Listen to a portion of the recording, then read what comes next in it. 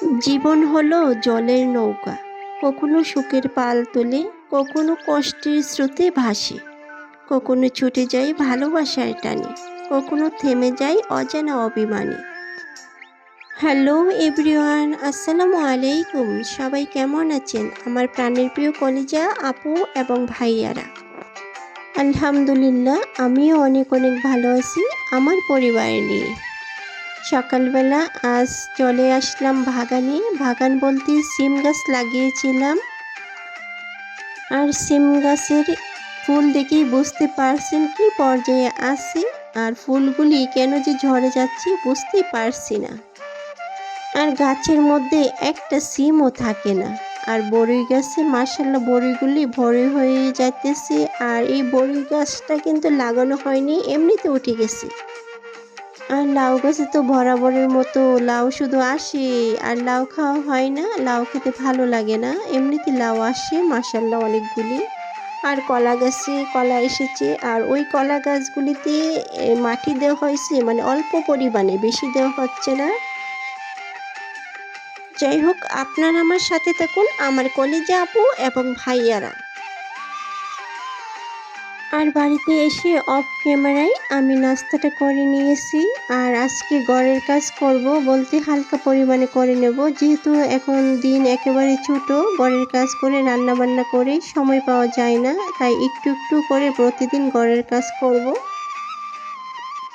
আর যেহেতু শীত চলে এসেছে আর ফ্যানের কোনো প্রয়োজন লাগে না, এমনিতেই ফ্যানের মধ্যে ধুলাবালি পড়ে আছে। আর যেহেতু আমি গ্রামে থাকি, আর গ্রামে মানে তো বুঝতে পারছেন বাহিরে অনেক ধুলাবালি থাকে, তাই ঘরে এসে প্রবেশ করে। আর ফ্যানগুলি তো প্রতিদিন মোছা হয় না, কারণ অনেকটাই উপরে, নাগাল পাওয়া যায় না। যাই হোক, অনেক কষ্ট করে আমি ফুলের ঝাড়ু দিয়ে প্রথমেই বালিগুলি ফেলে দিতেছি, তারপরে একটা ন্যাকড়া দিয়ে মুছে নিতেছি।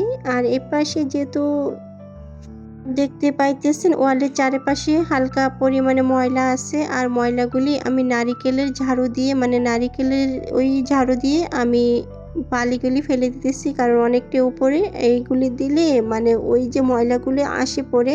আর ঘরের চিপা আর মধ্যে যে আঁশগুলি জমানো থাকে, ওই আঁশগুলি কিন্তু ওই ঝাড়ু দিয়ে চলে আসে। যাই হোক, আপনারা আমার সাথে থাকুন। আর নিজের কাজ নিজে করা অনেক ভালো, তাই নিজেকে অনেকটাই ব্যস্ত রাখি। তাই আমার নিজের সংসারের কাজ আমি নিজেই একা হাতে করি। কারোর উপর নির্ভরশীল না হয়ে নিজের কাজ নিজে করা অনেক ভালো। আগে নিজেকে অনেক কষ্ট পাইতাম, নিজেকে অনেক কষ্ট দিতাম মানুষের কথায় কান দিয়ে, কিন্তু এখন আর সেটা ভাবি না। এখন নিজের মতো চলতে শিখে গেছি। আমার নিজের কাজ আমি নিজে করি, কারো কথায় আমি এখন কান দিই না। আর এদিকে দেখুন, আমাদের বুড়িমাটা আমাকে কাজ করতে দিচ্ছে না, ও নিজে কাজ করবে, তাই ও নিজেই কাজ করে নিতেছে। ফুলগুলি যেহেতু একটু ময়লা হয়ে আছে, আমি কাজ করতেছিলাম, ও আমার চেয়ে নিয়ে নিল। এখন ওর কাছ থেকে আমি নিয়ে নিলাম, আমি কাজগুলি করে নিতেছি।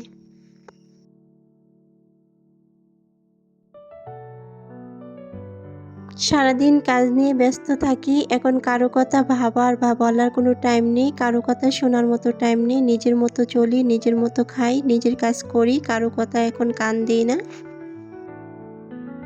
কে কি বলছে ওইগুলো শোনার মতো এখন সময় নেই।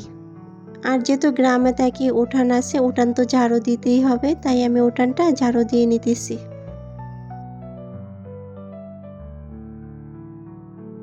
আর এখন রান্নার কাজে চলে আসলাম, এখন আমি রান্নাটা করে নেব। আপনারা আমার সাথে থাকুন, দেখতে থাকুন আমার পুরো ভিডিওটা আপুরা ভাইয়ারা।